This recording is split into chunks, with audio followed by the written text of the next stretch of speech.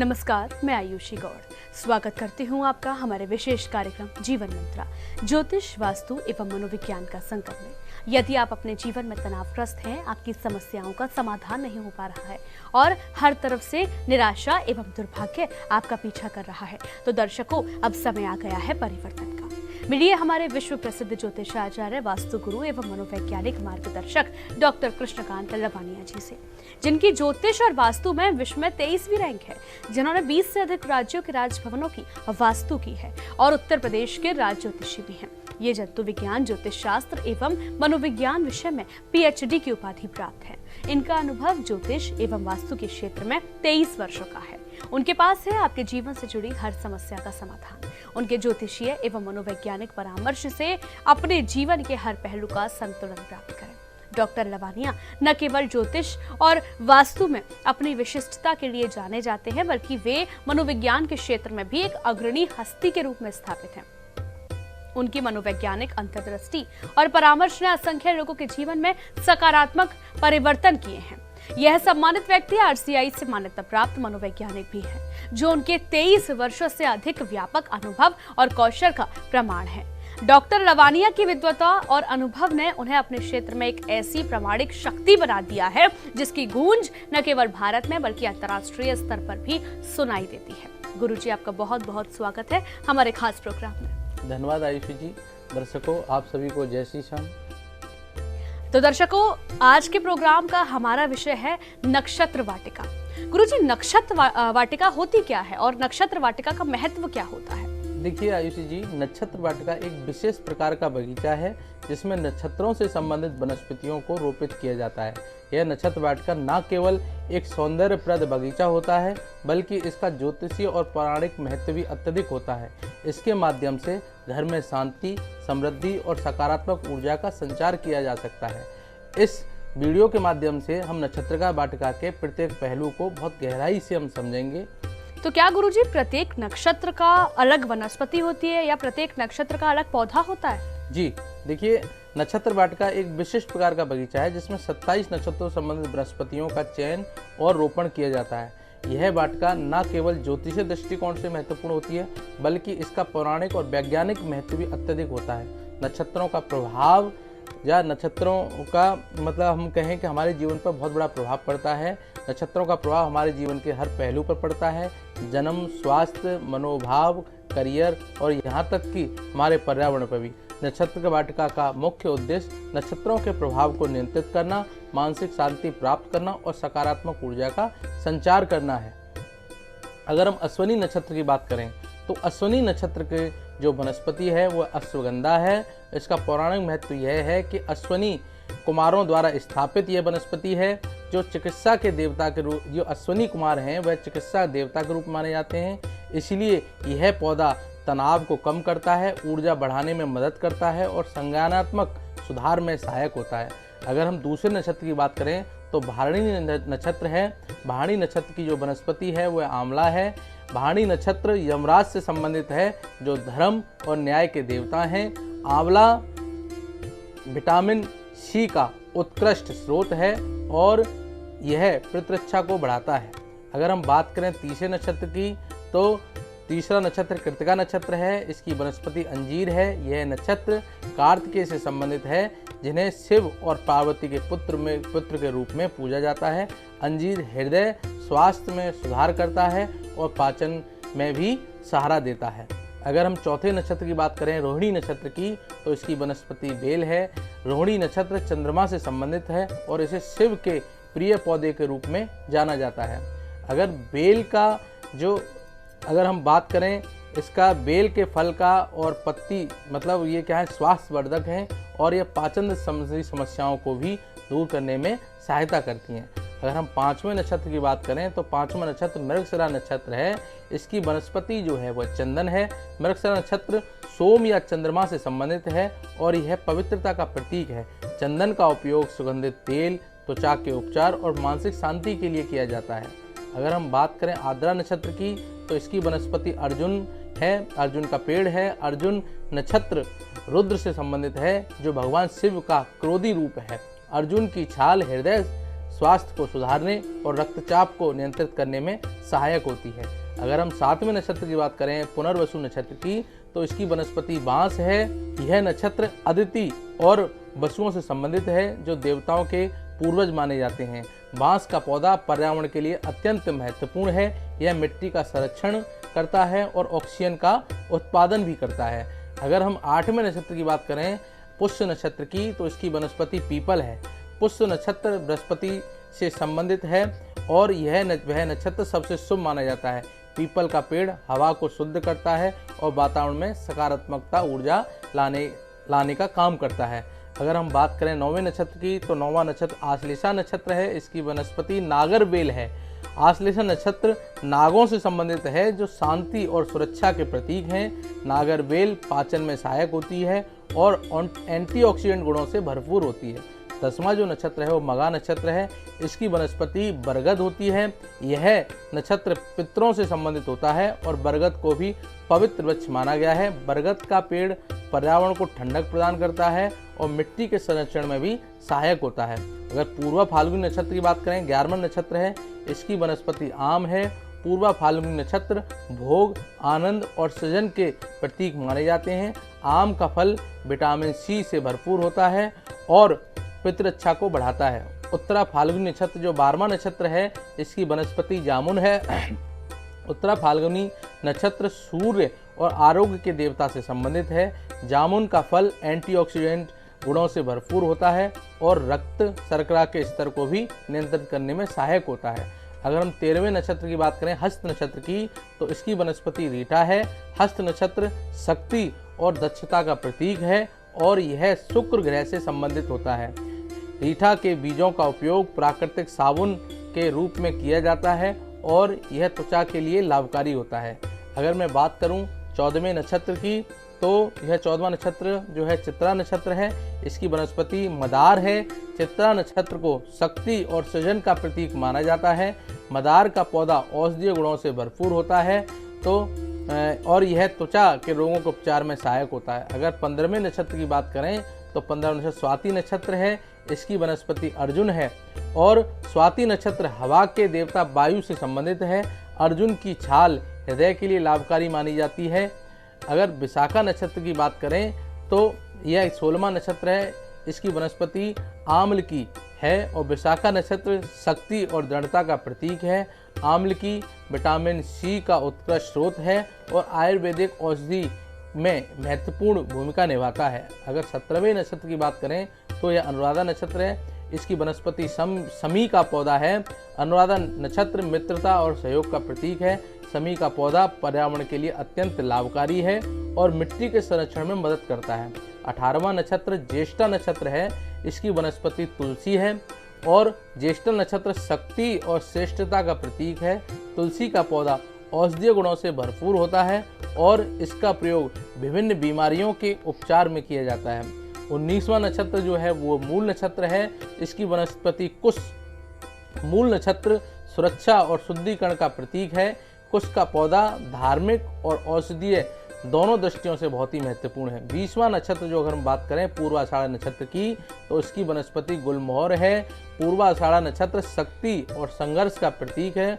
गुलमोहर का पौधा पर्यावरण को ठंडक प्रदान करता है और मिट्टी के संरक्षण में सहायता प्रदान करता है। अगर 21वां नक्षत्र उत्तराषाढ़ा नक्षत्र, इसकी वनस्पति जामुन है।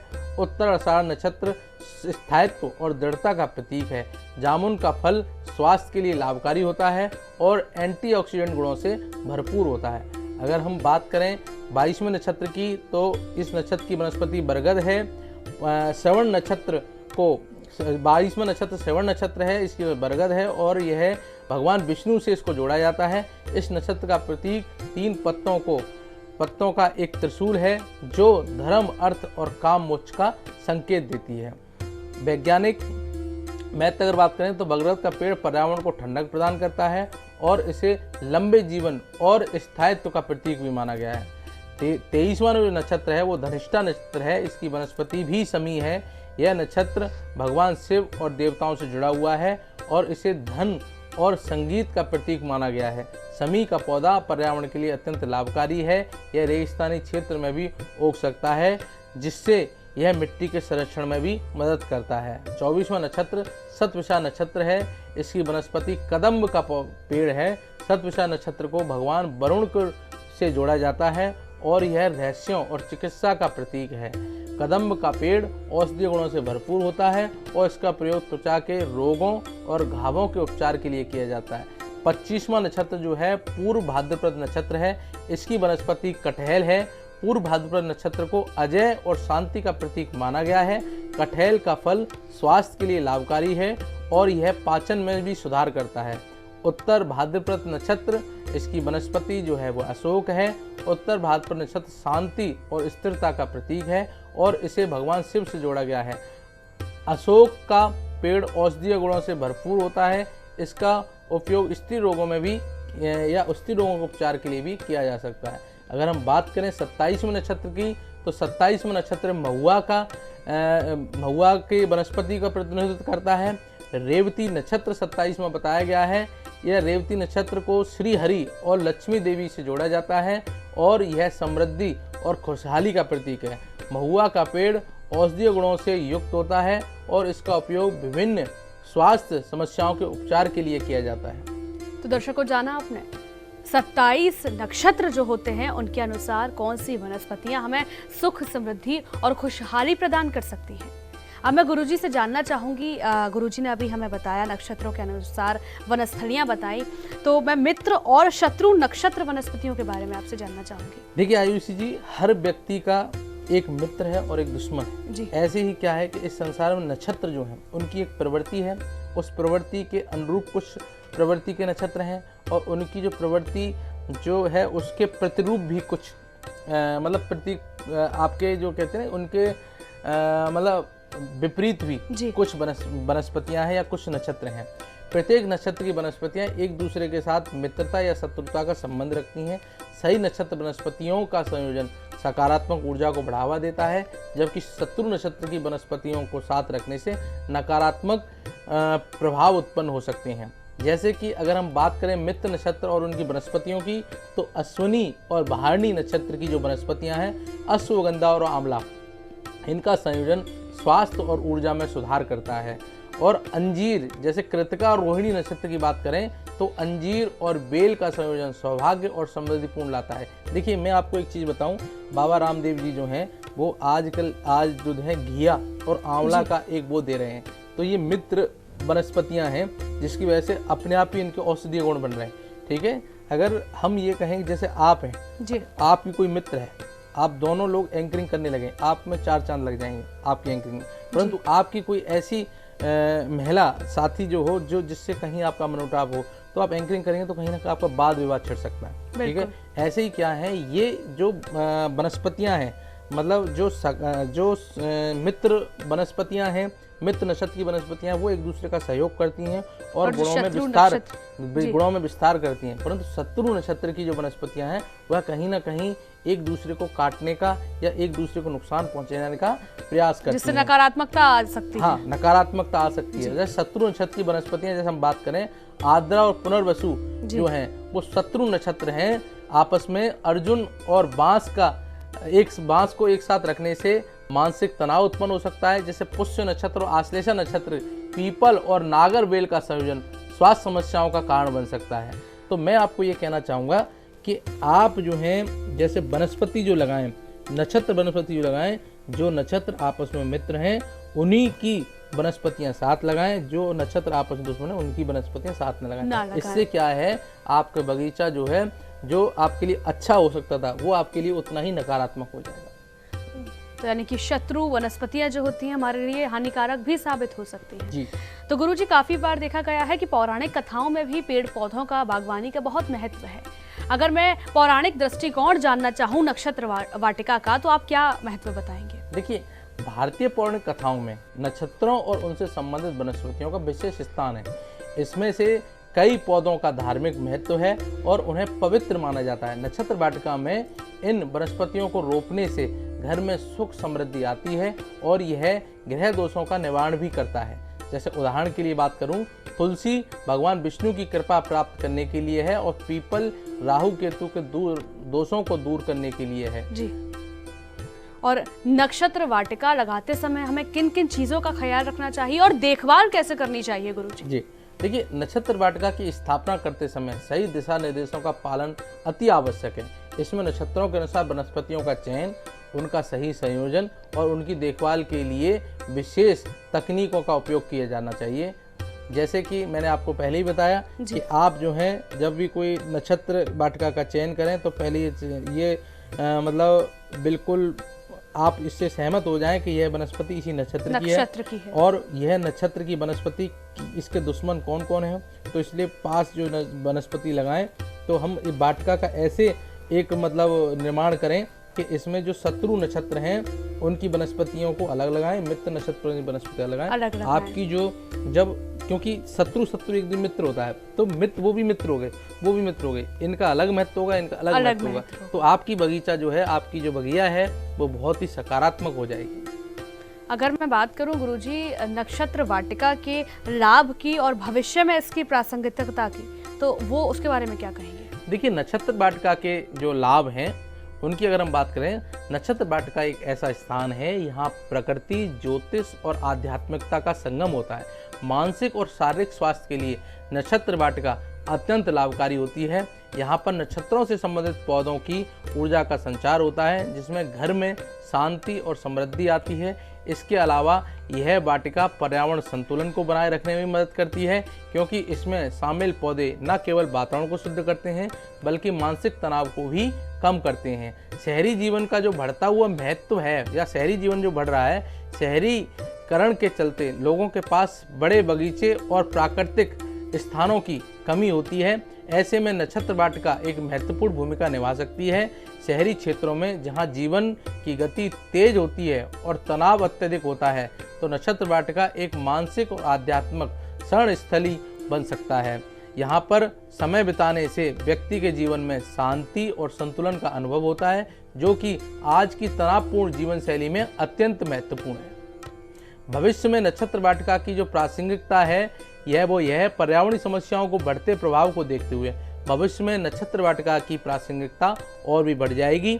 यह वाटिका न केवल पर्यावरण को सुरक्षित रखने में मदद करेगी बल्कि लोगों को प्रकृति के साथ गहरे संबंध स्थापित करने के अवसर प्रदान करेगी।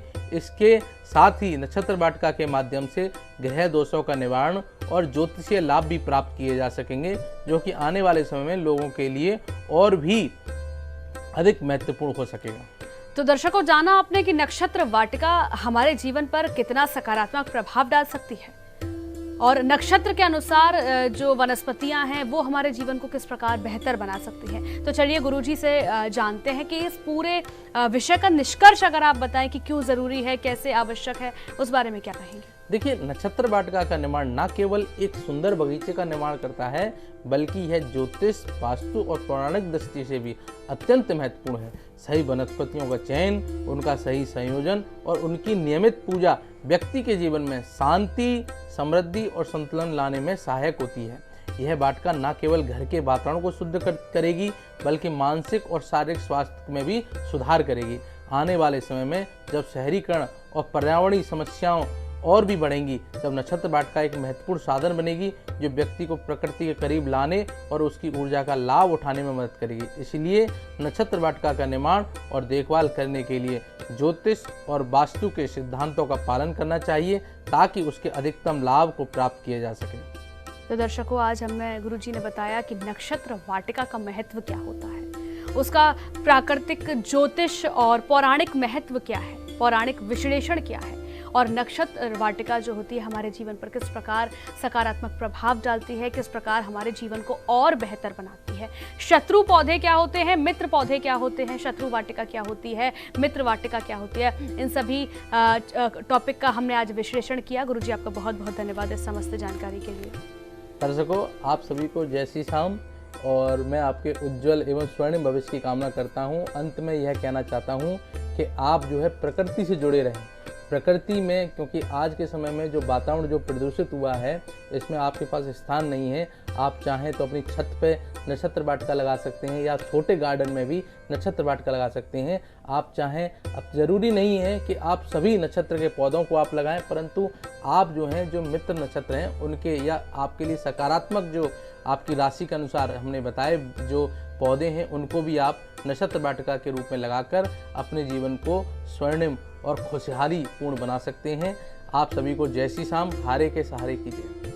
जय श्री श्याम दर्शकों, आज के कार्यक्रम में हमने जाना कि पौधे हमारे लिए कैसे सहायक सिद्ध हो सकते हैं। तो फिलहाल इस कार्यक्रम में हमें दीजिए इजाजत, अब वक्त हो चला है आपसे विदा लेने का। हम फिर मुलाकात करेंगे किसी और मुद्दे के साथ। नमस्कार।